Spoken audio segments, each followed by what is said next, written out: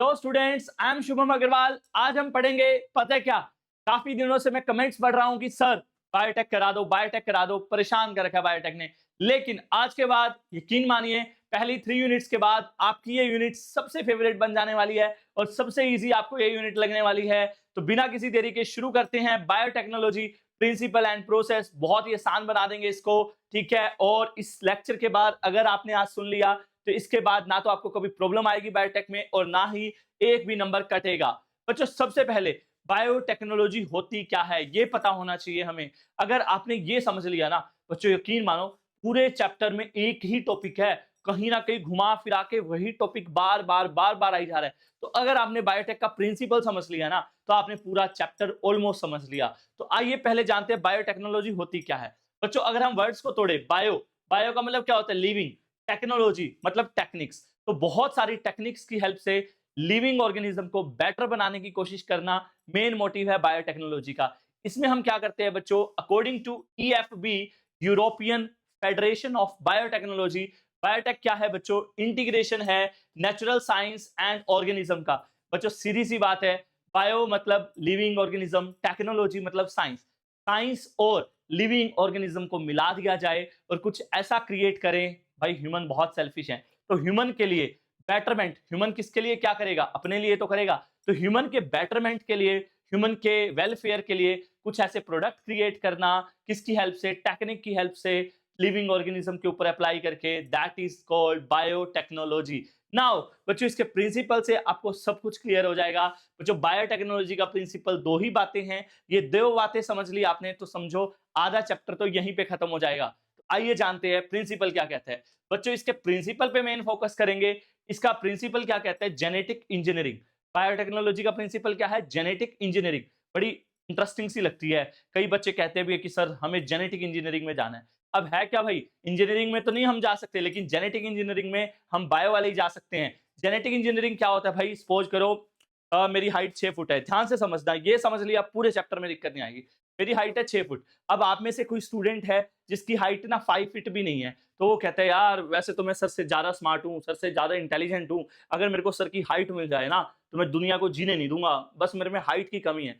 अब आपने जेनेटिक्स पढ़ रखी है, आपको पता है सारे फीचर्स किसकी वजह से है? जीन्स की वजह से है। सारे फीचर्स को कौन कंट्रोल करते हैं? जीन्स कंट्रोल करते हैं। तो अब क्या करें, मेरी बॉडी से अगर हाइट वाला जीन निकाल लें और अगर कोई छोटी हाइट वाला है उसकी बॉडी के अंदर डाल दे, तो उसकी भी हाइट क्या हो जाएगी? बढ़िया हो जाएगी ना। वो क्या हो जाएगा? जेनेटिकली मॉडिफाई हो जाएगा, लेकिन वो बेटर हो जाएगा। यही क्या है बच्चों? प्रिंसिपल है बायोटेक्नोलॉजी का। जेनेटिक इंजीनियरिंग, जेनेटिक इंजीनियरिंग में क्या करते हैं बच्चों? हम अल्टर करते हैं। अल्टर मतलब चेंज करते हैं। किसको? जेनेटिक मटेरियल को, ऑर्गेनिज्म के। ऑर्गेनिज्म को जेनेटिक मटेरियल डीएनए है या आरएनए, उसको चेंज कर देते हैं। क्यों? उसको बेटर बनाने के लिए। और दूसरा प्रिंसिपल क्या है बच्चों?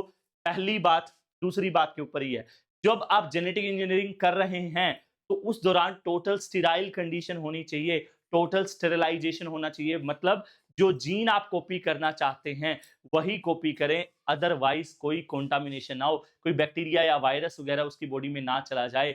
जो आप करना चाहते हैं वो बच्चा कहेगा भाई मेरे को तो सिर्फ हाइट चाहिए सर, बाकी में तो मैं मतलब अलग लेवल हूं। तो लाइक दैट, तो जेनेटिक इंजीनियरिंग, चेंज करना जेनेटिक मटेरियल को, और उस दौरान कोई कंटामिनेशन ना हो, स्टेराइल कंडीशन हो। That is the main principle of biotechnology.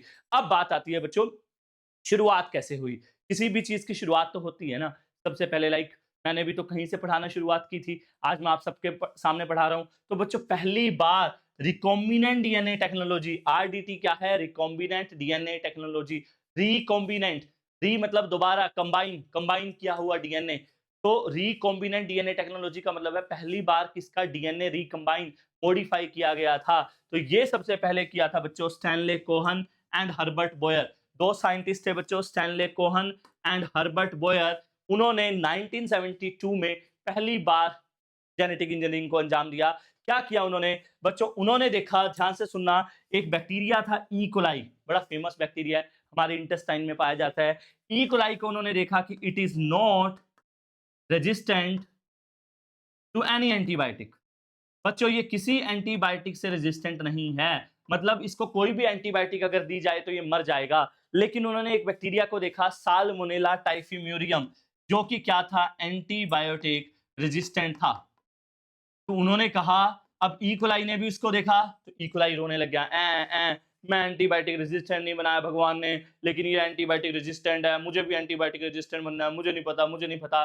तो इतने में ही इसकी फरियाद किसी ह्यूमन को सुनाई दी और उसने क्या किया बच्चों, उसने साल्मोनेला टाइफीम्यूरियम से, जो एंटीबायोटिक रेजिस्टेंट क्यों है, क्योंकि उसमें कोई जीन है ऐसा, तो उन्होंने कोहन एंड बोयर ने उसकी बॉडी से जीन निकाला, कौन सा, एंटीबायोटिक रेजिस्टेंट जीन निकाला और किसकी बॉडी में इंसर्ट कर दिया, ई कोलाई में। अब ई कोलाई भी फखर से कह सकते हैं कि अब मैं भी नोट को हटा दो, एंटीबायोटिक रेजिस्टेंट हूं। तो बेसिकली इसके हेल्प से ई कोलाई को एंटीबायोटिक रेजिस्टेंट बना दिया गया। मैंने क्या बताया था, पूरे चैप्टर में एक ही बात है भाई, एक बॉडी से कोई दूसरी बॉडी में जीन ट्रांसफर करना, उसको मॉडिफाई करके उसको बेटर बनाना।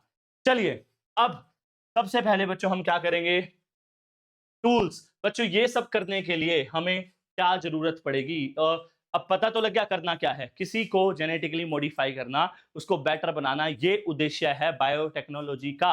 अब इसके लिए हमें चाहिए क्या भाई, किसी भी चीज को अंजाम देने के लिए हमें कुछ हथियार चाहिए होते हैं ना। तो बायोटेक्नोलॉजी के लिए क्या हथियार चाहिए, पहला हथियार है बच्चों रेस्ट्रिक्शन एंजाइम, दूसरा हथियार है क्लोनिंग वेक्टर, और तीसरा हथियार है कॉम्पिटेंट होस्ट। तो इन तीनों की हम बात करेंगे और इस चैप्टर के लास्ट में मैं आज आपको इस चैप्टर के इंपॉर्टेंट क्वेश्चन भी बताऊंगा। यकीन मानना वही question as it is paper में आपको मिलने वाले हैं, तो अंत तक देखिएगा वीडियो। तो आइए बात करते हैं पहले हथियार की, रेस्ट्रिक्शन एंजाइम्स की।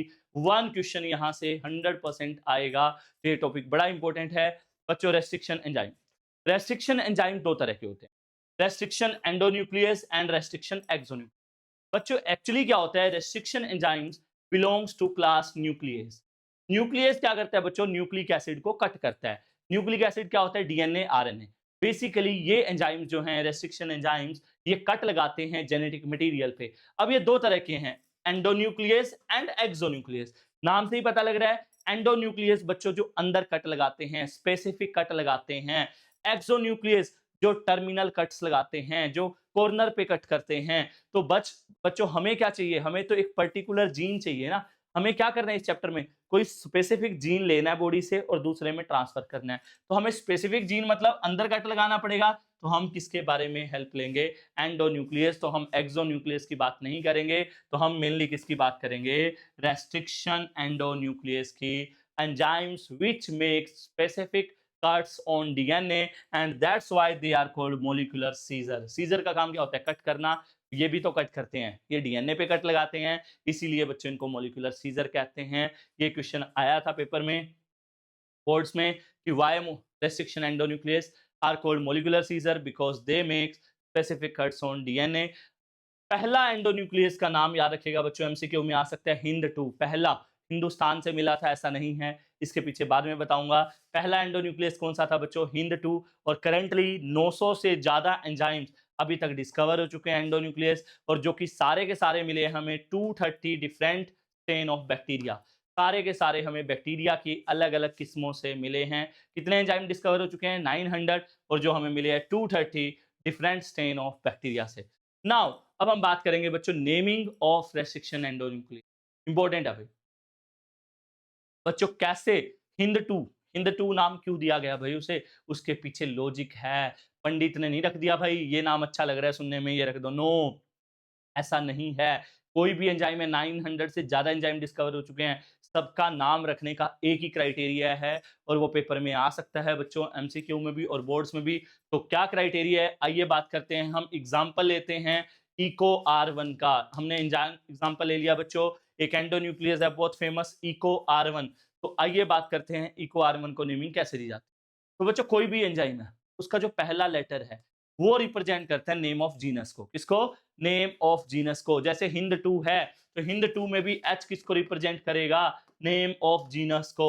और नेक्स्ट 2 लेटर जैसे CO, वो किसको रिप्रेजेंट करेंगे बच्चों, नेम ऑफ स्पीशीज को। सेकंड और थर्ड लेटर स्पीशीज को, और फोर्थ लेटर बच्चों रिप्रेजेंट करेगा नेम ऑफ स्ट्रेन को, नेम ऑफ स्ट्रेन को। और जो रोमन लेटर होगा, जो काउंटिंग होगी 1 2 3 4, वो रिप्रेजेंट करता है बच्चों ऑर्डर ऑफ आइसोलेशन को। तो basically first letter genus, second और third letter species, fourth letter strain, and ये वाला लेटर जो नंबर होता है ऑर्डर ऑफ आइसोलेशन। तो इस तरीके से बच्चों नेमिंग दी जाती है। जैसे इको R1 हमें मिला है बच्चों स्कैरिया कोलाई RY13 से, तो स्कैरिया जीनस का ई ले लिया, कोलाई का CO ले लिया, RY13 का R ले लिया, और 1 क्या है, ऑर्डर ऑफ आइसोलेशन। अब हम बात करते हैं बच्चों वो एक्ट कैसे करते हैं। जितने भी एंडोन्यूक्लियस हैं वो एक्ट भी सेम तरीके से करते हैं। जितने भी एंडोन्यूक्लियस है वो ऐसे ही नहीं कि कहीं पे भी कट लगा देंगे। सबसे पहले क्या करेगा, जैसे इको R1 की ही बात करते हैं, तो सबसे पहले क्या करते हैं सारे एंडोन्यूक्लियस एक 6 बेस पेयर के सीक्वेंस को, कितने बेस पेयर के सीक्वेंस को, 6 बेस पेयर के सीक्वेंस को आइडेंटिफाई करेंगे, और उस सीक्वेंस को हम क्या बोलते हैं बच्चों, रिकॉग्निशन सीक्वेंस। क्या बोलते हैं, जिस सीक्वेंस को वो रिकॉग्नाइज करेंगे कट लगाने के लिए, उस सीक्वेंस को क्या बोलेंगे बच्चों, रिकॉग्निशन सीक्वेंस। और रिकॉग्निशन सीक्वेंस क्या होता है बच्चों, वो पैलिंड्रोमिक सीक्वेंस है। कौन सा सीक्वेंस होता है, पैलिंड्रोमिक। अब बात आती है कि palindromic sequence, palindromic nucleotide sequence क्या होता है, सीधा भी पेपर में आ सकता है। एक बात तो पता लगी है 6 बेस पेयर का होगा, लेकिन होगा क्या बच्चों, पैलिंड्रोमिक न्यूक्लियोटाइड सीक्वेंस क्या होता है, जो सेम रीड किया जाता है डीएनए की दोनों डायरेक्शन में, चाहे वो 5 to 3 हो, चाहे वो 3 to 5 हो। फॉर एग्जाम्पल से आपको समझ आएगा, मैं वैसे जनरल एग्जाम्पल देता हूं पहले। कनक, एक नाम है बच्चों कनक। अब कनक की खास बात क्या है, कनक, कनक, ये इधर से पढ़ लो या इधर से, सेम रीड होता है ना। तो ऐसे ही बच्चों डीएनए के पैलिंड्रोमिक सीक्वेंस होते हैं जो दोनों डायरेक्शन से सेम रीड होंगे। फॉर एग्जांपल जैसे कि बच्चों GAA TTC, ये सीक्वेंस भी याद रखना, इको R1 का इंपॉर्टेंट है। GAA TTC 5 to 3 दो डीएनए के स्टैंड होते हैं, और आप देखते हैं इधर वाले स्टैंड पे 3 to 5। G, देखो G के साथ कौन पेयर करता है, C, A के साथ T, A के साथ T, T के साथ A, T के साथ A। अब ये पढ़ो बच्चों क्या है, GAA TTC, और इधर से पढ़ते हैं GAA TTC, तो दोनों साइड से ये सेम पढ़ा जा रहा है, GAA TTC, GAA TTC। ऐसे सीक्वेंस को हम क्या बोलते हैं बच्चों, पैलिंड्रोमिक न्यूक्लियोटाइड सीक्वेंस। तो इको R1 एंजाइम क्या करेगा बच्चों, पहले वो 6 बेस पेयर के पैलिंड्रोमिक सीक्वेंस को ढूंढेगा, और फिर उसमें G और A के बीच में कट लगा देगा।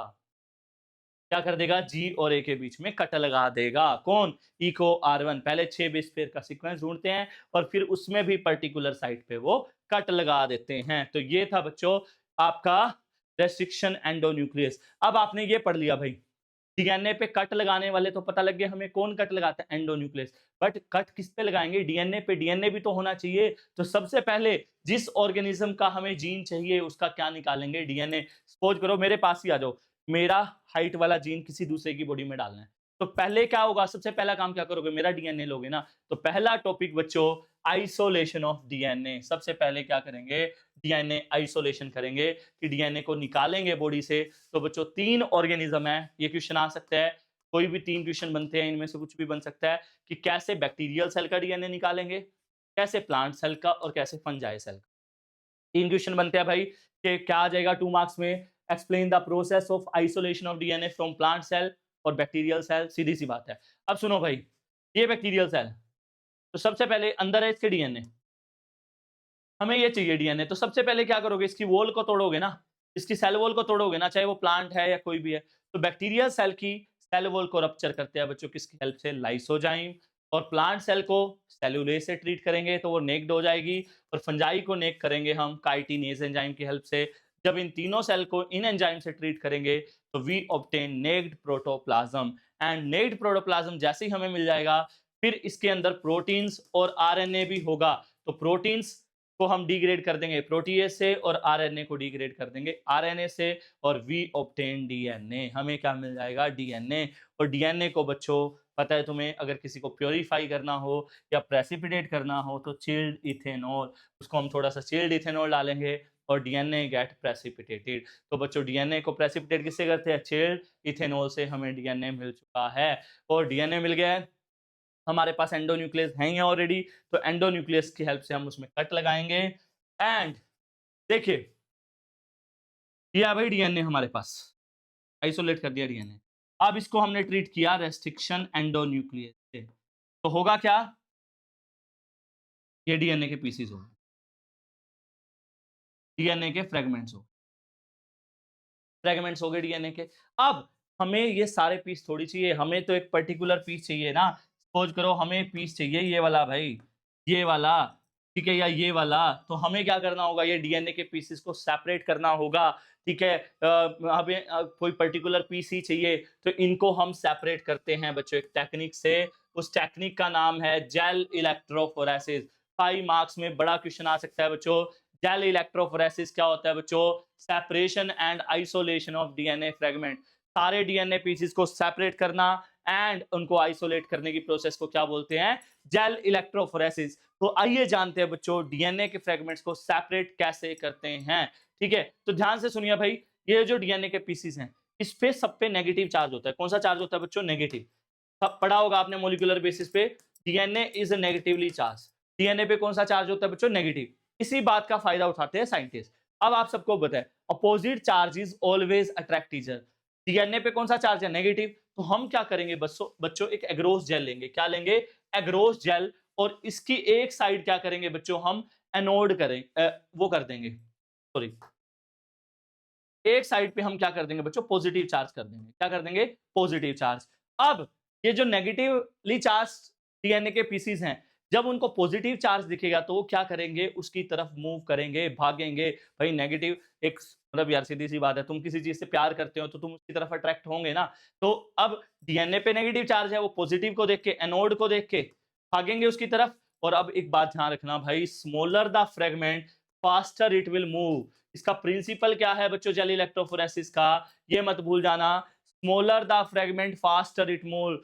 जितना छोटा होगा पीस उतना ही फास्ट मूव करेगा। तो सबसे छोटा पीस यहाँ आ गया, उससे बड़ा ये, उससे बड़ा ये, उससे बड़ा ये, सारे के सारे डीएनए फ्रेगमेंट सेपरेट हो जाएंगे। किसके बेसिस पे? साइज के बेसिस पे, डेंसिटी के बेसिस पे। और हम इसमें एक रीजेंट ऐड करते हैं, ethidium bromide followed by UV rays, जिससे हमें ये ऑरेंज कलर के डीएनए के बैंड नजर आते हैं। बच्चों हमें डीएनए के कौन से कलर के बैंड नजर आते हैं? ऑरेंज। एमसीक्यू आते हैं इससे सारा। कौन सा रीजन डालते हैं? Ethidium bromide. और रेस कौन सी डालते हैं? यूवी रेस, जिससे हमें कौन से कलर के बैंड मिलते हैं डीएनए के? ऑरेंज। और इन डीएनए पीसेस को हम अब ऑब्टेन कर लेंगे, निकाल लेंगे, और इसको हम क्या बोलते हैं बच्चों? इल्यूशन। तो ये था हमारा इलेक्ट्रोफोरेसिस। सीधी सी बात है भाई, डीएनए पे नेगेटिव चार्ज है, एनोड की तरह वो मूव करेंगे, छोटा होगा उतना ही वो फास्ट मूव करेगा।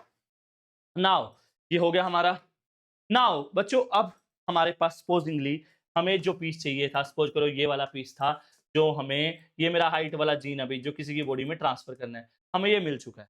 पहले हमने क्या किया था बच्चों? डीएनए लिया था पूरा, फिर डीएनए में सपोज करो ये वाला पीस था, ये वाला पीस हमें निकाल लिया। अब ये पीस ट्रांसफर करना है, वक्त आ गया है, पीस हमारे सामने है, वो डाल देते हैं। लेकिन नहीं बच्चों, ऐसा हम नहीं कर सकते। हम डायरेक्ट एक जीन को दूसरी बॉडी में ट्रांसफर नहीं कर सकते। ये किया जाता है किसकी हेल्प से? क्लोनिंग वेक्टर की हेल्प से। हमें डायरेक्ट जीन को क्लोन नहीं कर सकते, एक बॉडी से दूसरी बॉडी में कॉपी नहीं कर सकते। For this we needed cloning vector. Cloning vector क्या होते हैं बच्चों? जो क्लोनिंग प्रोसेस में हमारी हेल्प करते हैं। आइए बात करते हैं कुछ कॉमनली यूज क्लोनिंग वेक्टर की। तो सबसे पहले है प्लाज्मिड। प्लाज्मिड क्या होता है बच्चों? छोटे छोटे, दीज आर स्मॉल, सर्कुलर, गोल गोल, छोटे छोटे, ठीक है, पीसीज होते हैं डीएनए के, जो कहीं पे भी छोड़ दिए जाए, खुद रेप्लिकेट कर सकते हैं, खुद कॉपी कर सकते हैं। ऐसे पीसीज को हम क्या बोलते हैं बच्चों? Plasmid. And these are commonly used cloning vector. सबसे ज्यादा यूज होने वाला क्लोनिंग वेक्टर है भाई। इनका नंबर बैक्टीरियल सेल में 15 से 100 भी हो सकता है, और कुछ बैक्टीरिया में 1 से 2 भी पाया जाता है। बैक्टीरिया में मिलते हैं भाई, उनके क्रोमोसोम तो उनका खुद का होता है, इसके अलावा छोटे छोटे सेल्फ रेप्लिकेटिंग डीएनए होते हैं बैक्टीरियल सेल में, जिनको हम क्या बोलते हैं? प्लाज्मिड। इसके अलावा हम बैक्टीरियोफेजेस का यूज कर सकते हैं। बैक्टीरियोफेजेस सबको पता है वायरसेस होते हैं जो बैक्टीरिया को किल करते हैं, इन्फेक्ट करते हैं। इनका भी हम किसके तौर पे यूज कर सकते हैं? क्लोनिंग फैक्टर के तौर पे। अब हम अगर बात करें बच्चों, कौन कौन से फीचर्स हैं जो एक क्लोनिंग वेक्टर में होने ही चाहिए, तो उन फीचर्स की हम बात करते हैं। तो बच्चों सबसे पहले ओराई होना चाहिए उसमें।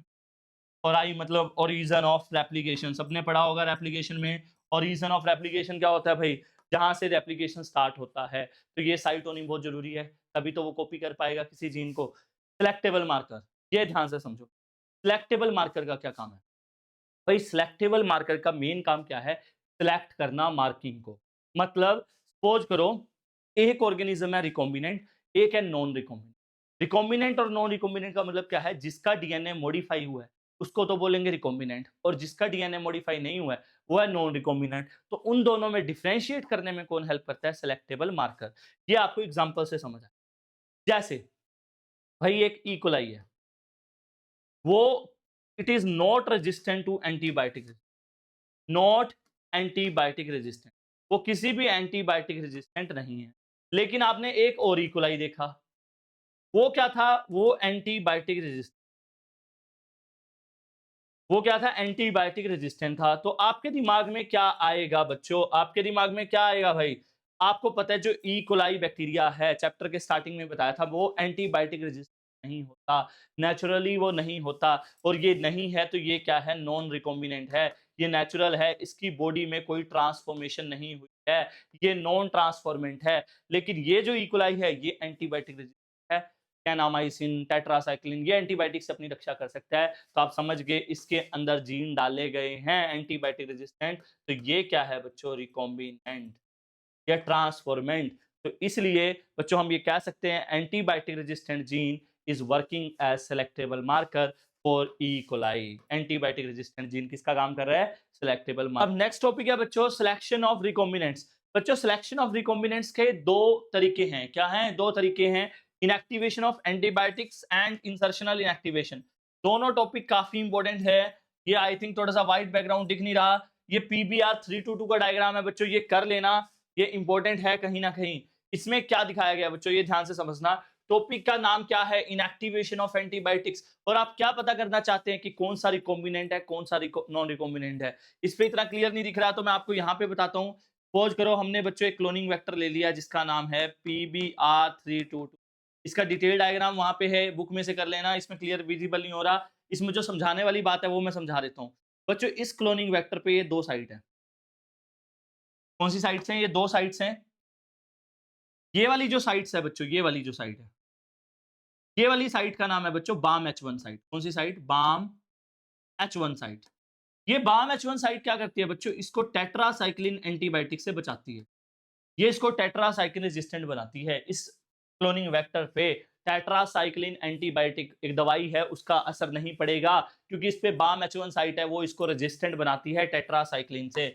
इसी के ऊपर एक और साइट है बच्चों PBU1 साइट। सपोज करो ये वो वाली साइट है, ये है PBU1 साइट, ये इसको बच्चों एम्पिसिलिन रेजिस्टेंट बनाती है।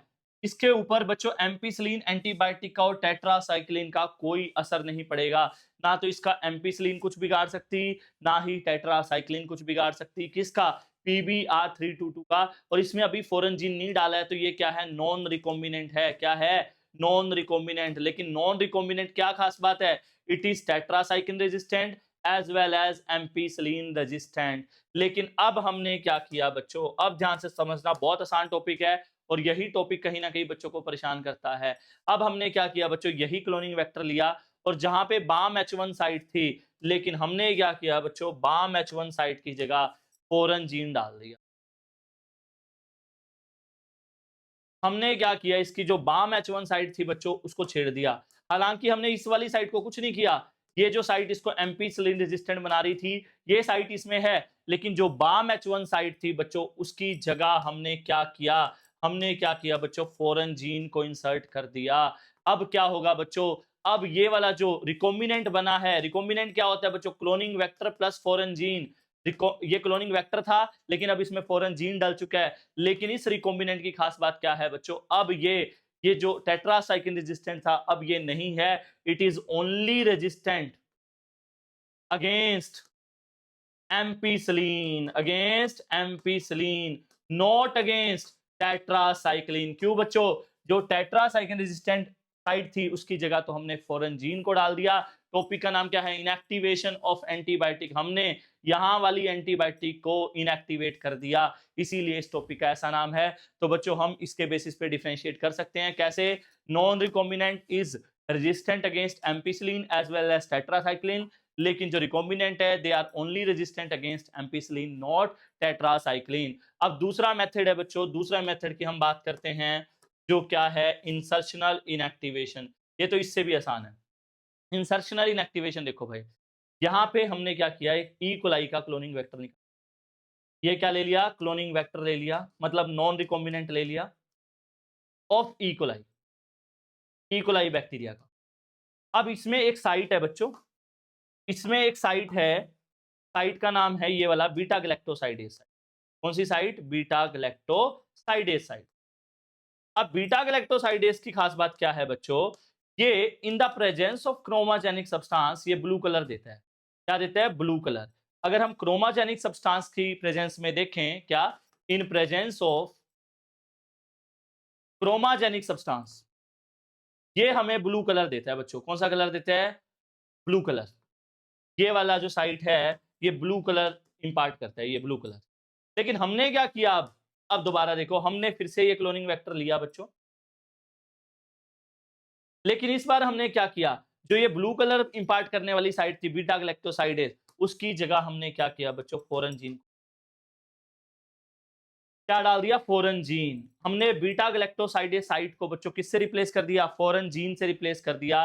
पर अब ये कोई कलर देगा? It gives no colour. क्यों नहीं देगा बच्चों? ये जो रिकॉम्बिनेंट बना है इट गिव्स नो कलर। क्यों कलर नहीं देगा? क्योंकि इसका जो कलर देने वाला पार्ट था वो हमने रिप्लेस कर दिया फॉरेन जीन से। तो इस वजह से recombinants gives no colour, non recombinants gives blue colour. तो इन दो तरीकों से बच्चों हम क्या ढूंढ सकते हैं? रिकॉम्बिनेंट्स और नॉन रिकॉम्बिनेंट्स को डिफरेंशिएट कर सकते हैं। इसके अलावा बच्चों क्लोनिंग वेक्टर का एक और फीचर होता है, क्या? क्लोनिंग साइट्स या रिकॉग्निशन साइट। क्लोनिंग साइट क्या होता है बच्चों? जहां पे रेस्ट्रिक्शन एंडोन्यूक्लियस एक्ट करते हैं। हमेशा ये एक ही होनी चाहिए, क्योंकि अगर ये ज्यादा होंगी तो वो ज्यादा टुकड़े कर देगा। तो प्रेफरेबली एक ही क्लोनिंग साइट होनी चाहिए। बच्चों ये तो थी क्लोनिंग वेक्टर्स की बैक्टीरिया या माइक्रो ऑर्गेनिज्म के लिए बात। अगर हमें क्लोनिंग करनी है बच्चों प्लांट्स एंड एनिमल्स में, किसमें? प्लांट्स एंड एनिमल्स में, तो हम किन क्लोनिंग वेक्टर का यूज करेंगे? तो हम सिंपल प्लाज्मिड या बैक्टीरियोफेज का यूज नहीं करते। हम प्लांट्स के लिए बच्चों, प्लांट्स के लिए क्लोनिंग वेक्टर बहुत इंपॉर्टेंट है बच्चों, याद रखेगा। अगर आपको cloning vector for plant use करना है तो आप यूज करते हैं किसका? टीआई प्लाज्मिड का। टीआई प्लाज्मिड का मतलब है बच्चों tumour inducing plasmid. Tumour inducing plasmid बच्चों ये क्या है? ट्यूमर इंड्यूसिंग प्लाज्मिड हमें एक बैक्टीरिया से मिलता है जिसका नाम है एग्रोबैक्टीरियम ट्यूमिफेशियन। किससे? Agrobacterium tumefaciens. ये आपके सामने टीआई प्लाज्मिड बनाया है और इसका भी एक पर्टिकुलर सीक्वेंस है बच्चों जो क्लोनिंग में हेल्प करता है, जिसको बोलते हैं टीडीएनए या पूरा नाम ट्यूमर डीएनए। प्लांट्स के केस में बच्चों इसका हम क्लोनिंग वेक्टर के तौर पे इस्तेमाल करते हैं। ये क्या करते हैं? अगर कोई भी फॉरेन जीन इसके साथ जोड़ा जाए और किसी बॉडी में ट्रांसफर किया जाए तो इजीली उस जीन को क्लोन कर देता है। तो यस, याद रखिएगा आप, प्लांट्स के लिए हम क्लोनिंग वेक्टर का किसका इस्तेमाल करते हैं? ट्यूमर इंड्यूसिंग प्लाज्मिड का, जो किससे मिलता है? एग्रोबैक्टीरियम ट्यूमिफेशियन से। और एनिमल्स के केस में हम बच्चों क्लोनिंग वेक्टर के तौर पे इस्तेमाल करते हैं रेट्रोवायरस का। किसका? रेट्रोवायरस का, जिससे कहीं ना कहीं एचआईवी वायरस भी बिलोंग करता है। नाउ अब बच्चों हमारे पास फाइनली फॉरेन जीन और क्लोनिंग वेक्टर के साथ जोड़ के हमने रिकॉम्बिनेंट डीएनए बना लिया। ये था प्लाज्मिड और इसके साथ हमने जोड़ दिया भाई फॉरेन जीन जो हमने ट्रांसफर कर, ये बन गया जी हमारा recombinant DNA, rDNA, recombinant DNA. अब हमें इसको ट्रांसफर करना है होस्ट के अंदर, लेकिन अब होस्ट मार रही है नखरे। अब जिसकी हाइट कम थी, अब मेरा हाइट वाला जीन भी ले लिया, वेक्टर के साथ जोड़ भी दिया। अब जिसमें ट्रांसफर करना है वो मना करने लग गया, बोला नहीं नहीं यार, छोटी हाइट वाले ना क्यूट होते हैं, मुझे नहीं चाहिए भाई, मेरे को तो ये, मैं तो जैसा हूँ वैसा ही सही हूँ। लेकिन हम क्या कहेंगे भाई, हम पागल हैं? इतनी देर से लगे हुए हैं भाई, अब तो ट्रांसफर करना ही करना पड़ेगा। वो बोला मैं नहीं मानूंगा, मैं नहीं लूंगा, मैं नहीं लूंगा। अब उसको रेडी करेंगे। रेडी करने के बहुत सारे तरीके होते हैं। क्या तरीके होते हैं बच्चों? किसी को मनाना है तो क्या करोगे? या तो क्या करोगे, उसके सिर पे गन रख देंगे, मरता क्या ना करता, करेगा या नहीं? मान जाएगा। या फिर एक तरीका क्या है बच्चों, हीट शोक मेथड, उसको कढ़ाई में डाल दिया गरम गरम, कभी बर्फ पे रख दिया, इस तरीके का। तो बच्चों कॉम्पिटेंट होस्ट क्या है? बेसिकली सेल को रेडी करना टू टेक फॉरेन डीएनए या rDNA, that is called competent host. Important topic है बच्चों, आसान टॉपिक है। तो तीन तरीके हैं कॉम्पिटेंट होस्ट के। Number 1 heat shock method, gene gun method and micro injection. बच्चों बैक्टीरियल सेल को अगर बनाना है तो उसके लिए यूज करते हैं हम हीट शॉक मेथड या केमिकल मेथड भी कहते हैं। इसमें हम क्या करते हैं बच्चों, बैक्टीरियल सेल लेंगे, उसको पहले कैल्शियम आयन से ट्रीट करेंगे। किससे ट्रीट करेंगे? कैल्शियम आयन से। और वो क्या, कैल्शियम आयन क्या करेंगे बच्चों, उसकी पोर्स खोल देंगे सेल की, तो उसकी परमिएबिलिटी इंक्रीज हो जाएगी। फिर हम बैक्टीरियल सेल को क्या करेंगे भाई, आइस पे रख देंगे। तो ठंड लगने लगेगी, वो कहेगा भाई मुझे निकालो, निकालो, मर जाऊंगा। फिर हम उसको निकालेंगे और फिर उसको हम कढ़ाई में डाल देंगे, हीट करेंगे 42 डिग्री सेल्सियस पे, और फिर से उसको किस पे रख देंगे, आइस बाथ पे। तो बेचारा बिल्कुल वीक हो जाएगा और वो मान जाएगा कि ओके लेट्स डू इट। ठीक है, तो बैक्टीरियल सेल को कैसे बनाते हैं पता लगा हीट शॉक मेथड से। तो जो प्लांट सेल को हम यूज करते हैं जीन गन या बायोलिस्टिक मेथड, इसमें हम क्या करते हैं हैवी पार्टिकल ले लेते हैं गोल्ड या टंगस्टन के और उनको कोट कर देते हैं किससे, फॉरेन डीएनए से या आरडीएनए से, और बोम्बार्डिंग करते हैं प्लांट सेल के अंदर, तो हैवी पार्टिकल के साथ फॉरेन डीएनए भी उसके सेल के अंदर चला जाता है। एनिमल सेल के लिए बच्चों हम यूज करते हैं माइक्रो इंजेक्शन का, फॉरेन डीएनए या आरडीएनए को डायरेक्ट इंसर्ट कर दिया जाता है कहां पे, साइटोप्लाज्म में सेल के। Next topic is PCR, polymerase chain reaction. भाई बायोटेक के 2 चैप्टर हैं और जितनी बार इंपॉर्टेंट लिखूं उतना कम है भाई, ये पेपर में आएगा ही आएगा, श्योर है भाई, ये पेपर में हर साल आता है। सबसे इंपॉर्टेंट टॉपिक है भाई इस चैप्टर का पॉलीमरेज चेन रिएक्शन, पीसीआर आएगा भाई पेपर में। पीसीआर, पीसीआर का यूज क्या है बच्चों, it is use for amplification of gene. Amplification of gene का मतलब क्या है भाई, सीधी सी बात है, आपके पास एक डीएनए है, उसकी आप 50 कॉपी बनाना चाहते हो तो किसकी हेल्प से बनाओगे, पीसीआर की हेल्प से। भाई एक डीएनए की आप मिलियंस ऑफ कॉपी बना सकते हैं, कैसे, पीसीआर की हेल्प से। बच्चों 3 स्टेप्स होते हैं इसके, आइए जानते हैं कैसे करते हैं। सपोज करो बच्चों ये हमारे पास डीएनए है 3 to 5 और 5 to 3, जिसकी हमें कॉपीज बनानी है।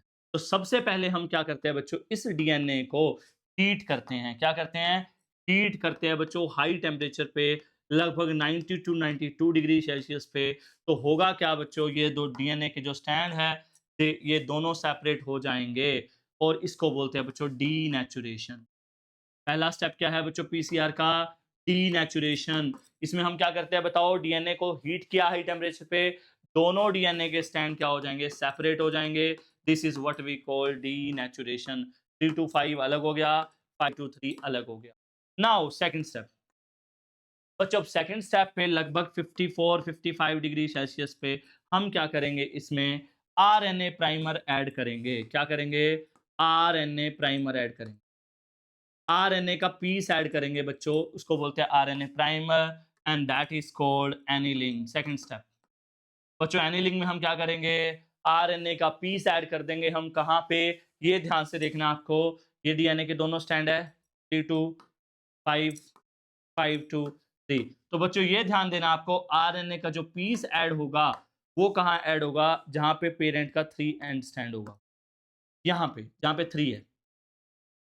ये लो जी आरएनए का हमने पीस ऐड कर दिया कहां पे, 3 प्राइम स्टैंड ऑफ पेरेंटल के। ठीक है, दैट इज कॉल्ड एनीलिंग। पहला स्टेप हो गया डीनेचुरेशन, सेकंड हो गया एनीलिंग, और the last step, third step बच्चों होता है एक्सटेंशन। क्या होता है, एक्सटेंशन। क्या होता है बच्चों, एक्सटेंशन। एक्सटेंशन में हम क्या करेंगे बच्चों, हम ऐड करेंगे टैग पॉलीमरेज।